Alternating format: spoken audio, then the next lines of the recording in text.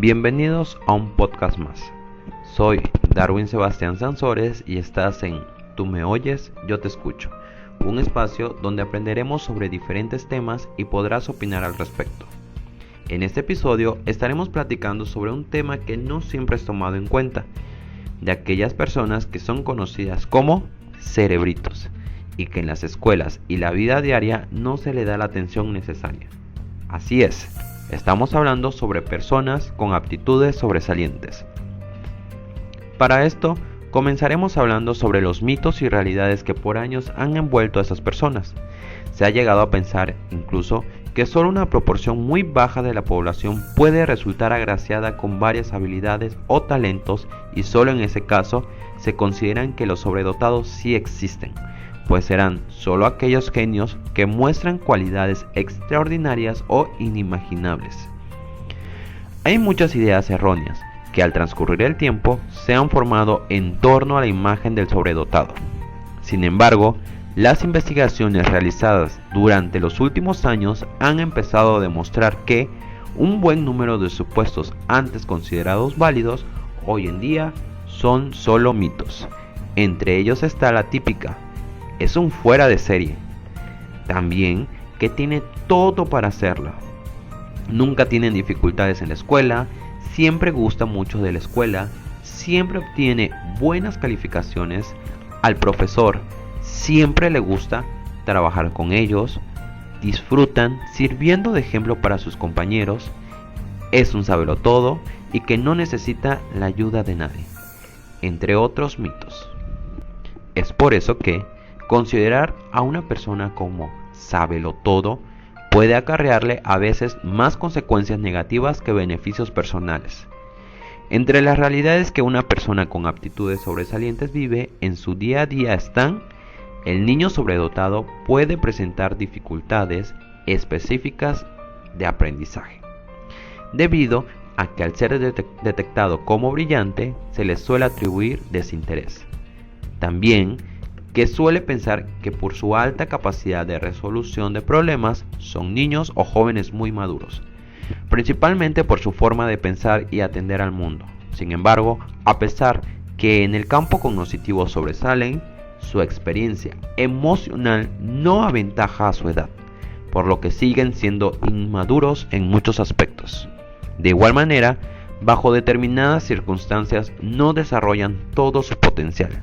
Sin embargo, hay uno que otro mito que siguen considerándose verdadero, pese a que ya hay investigaciones que comprueban lo contrario. Es por eso que es importante documentarse al respecto. Sin embargo, en este punto, ¿qué y quiénes son las personas con aptitudes sobresalientes? Los niños con aptitudes sobresalientes son aquellos capaces de destacar significativamente del grupo social y educativo al que pertenecen, en uno o más de los campos del quehacer humano, pero al presentar necesidades específicas requieren de un contexto facilitador que les permita desarrollar sus capacidades personales y satisfacer sus necesidades e intereses para su propio beneficio, así como el de la sociedad. Debido a sus características, todos los niños con aptitudes sobresalientes tienen necesidades educativas específicas. Destacan la profundidad de intereses, la velocidad de aprendizaje, el vocabulario avanzado para su edad y su amplio dominio de conocimientos. Es fundamental reconocer y atender las necesidades específicas de estos niños, porque, de lo contrario, podrían derivar en necesidades educativas especiales. Un contexto facilitador debe ser estimulante e interesante, y no tan exigente para que no genere sentimientos de frustración, desmotivación o desinterés en los niños con aptitudes sobresalientes. Por otro lado, el niño con talento específico presenta un conjunto de competencias que le permiten dominar la información de un área concreta del actuar humano. Lo esencial en el talento es que es específico, a diferencia de las aptitudes sobresalientes que abarcan diversas áreas. En consecuencia, los alumnos con talento específico requieren de instrumentos de evaluación propios de cada área y una atención diferenciada para desarrollarlo. El talento implica habilidades naturales por encima de la media, es decir, una persona no podría ser talentosa si no presenta una aptitud sobresaliente, aunque sí puede ocurrir lo contrario. De acuerdo con Francois Gagné, las personas con aptitudes sobresalientes se refieren a las capacidades naturales o las aptitudes que trae. El talento se apega a las capacidades desarrolladas. Hay tantos tipos de talento como expresiones reconocidas por la sociedad. En nuestro país se atienden los siguientes: lingüístico, matemático, científico, artístico como es la música, artes visuales, danza, teatro, también artesanal y deportivo. Es importante mencionar que hay nociones que se relacionan con este tema, como es la búsqueda de los conceptos de inteligencia que ha seguido las pautas marcadas por los investigadores que querían medirla. Hasta la década de 1970, parece que lo único que interesa a los investigadores de la inteligencia es su componente cognitivo. La justificación de esta tendencia estaría en la peculiar historia del desarrollo de la psicología que, en el campo que estamos tratando, solo ha sido rigurosa en la investigación sobre construcción de test, pero no siempre en la validación científica de los constructos teóricos de los que partía ni en la aplicación correcta de estas investigaciones. De ahí que el diagnóstico de la inteligencia haya pasado por fases hasta de rechazo social tan alto como para que en algunos estados de América del Norte se prohibiera administrar a los niños test de inteligencia en las escuelas o se produjeran quemas públicas de esos test en plazas de algunas ciudades.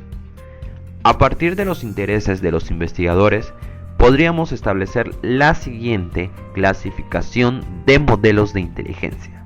Primero, mencionaremos a los modelos centrados en la estructuración-composición de la inteligencia.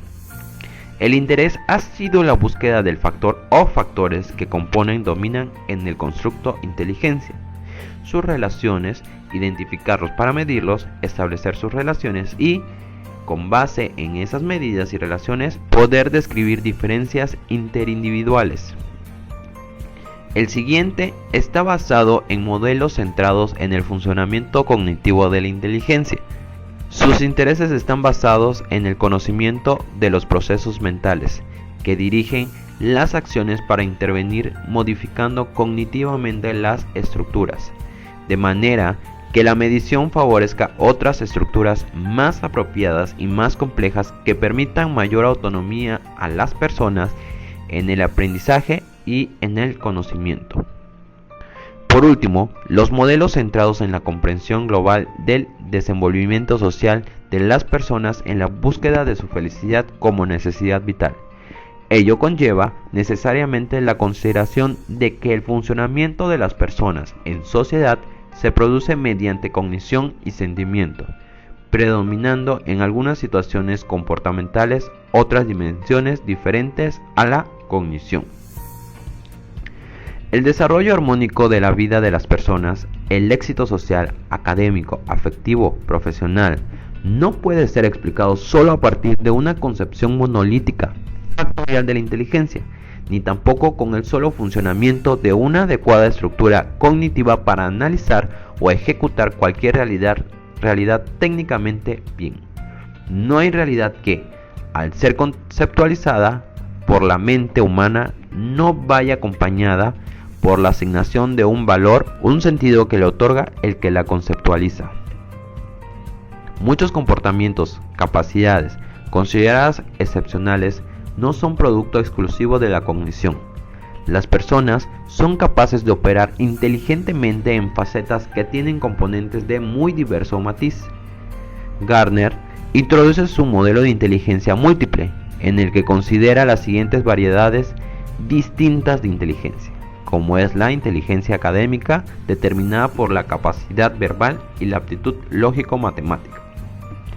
La capacidad espacial, como son los arquitectos, artistas en general. La inteligencia kinestésica, capacidad para la utilización del curso. La inteligencia musical, la inteligencia interpersonal, la inteligencia intrapersonal.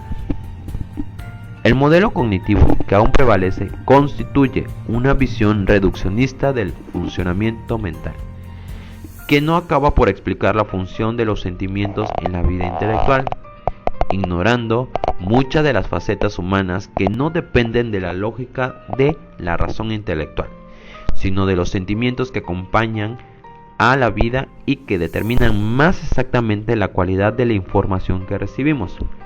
Sin embargo, algo está cambiando en la psicología actual. Para concluir, decir que todos los sobredotados presentan problemas emocionales reforzaría una idea general que hoy sabemos es mítica. Por otro lado, afirmar que gozan de condiciones psicológicas extraordinarias que permiten catalogarlos como personas emocionalmente maduras en todas sus labores y relaciones interpersonales también sería totalmente falso.